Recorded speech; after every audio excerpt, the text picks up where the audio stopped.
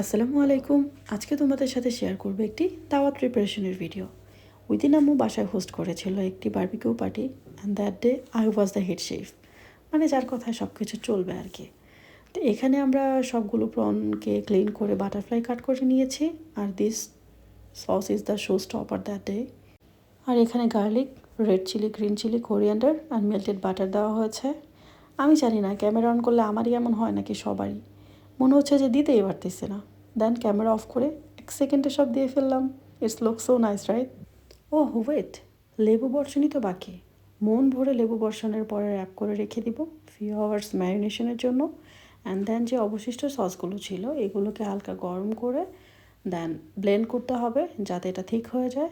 দেন আমাদের pita spread রেডি। And then আমরা মুভ করব মালাই বটি কাবাবে, যেটার উপরে ক্রিম আর ব্ল্যাক পেপার দিয়ে ফাইনাল টাচ আপ দেওয়া হচ্ছিলো। এটা দেখতে কী যে সুন্দর লাগছিল, গ্রিন পেপারগুলো ব্লেন্ড করে দেওয়াতে টেস্টটা খুবই ভালো এসেছে। আর নেক্সট চলে যাব আমরা বিফ শিক কাবাব। ইয়েস, এটা আগে থেকেই ম্যারিনেট করা ছিল, আমি জাস্ট একটা ক্লিপ নিয়ে নিয়েছি। And looks the show stopper chicken grill. ওই দিনের চিকেনগুলো খুবই ফ্রেশ ছিল, আর আমার কাছে মনে হয় বারবিকিউ করার থেকে ম্যারিনেশনের কাজেই আনন্দটা বেশি থাকে, সবাই মিলে খুব এনজয় করা যায়।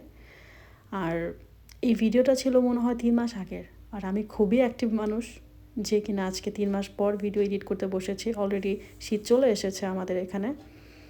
আর এখানে মালাই বটি কাবাব আর শিক কাবাবগুলো শিখে ভরে নেওয়া হচ্ছিল। কত সুন্দর দেখাচ্ছে এখন। আমি বুঝি না গ্রিল করার পরে কালারগুলো সেম থাকলে কি হয় ভাই, খুব তো সুন্দর লাগছে এখন।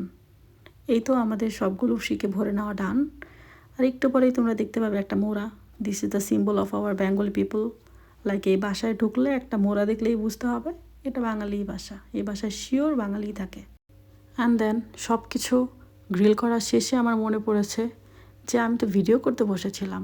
And then chicken half burn করা অবস্থায় আমি ভিডিও করছিলাম, কারণ যা কিছু হয়ে যাক আমি হেড শেফ। ওই দিন আমি বলেছি মানে পড়লেও এটার ভিডিও হবে। দেন শেষ আমাদের গ্রিল করা ডান।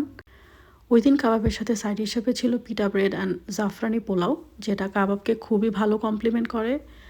আর সাথে সসেজও গ্রিল করেছিলাম, যেটা আমাদের সকলেরই খুব পছন্দ। উফ, দাওয়াত হোস্ট করা খুবই কষ্ট, তার থেকে বেশি কষ্ট ফ্যামিলি হ্যাং আউটের সময় ভিডিও ক্লিপ নেওয়া।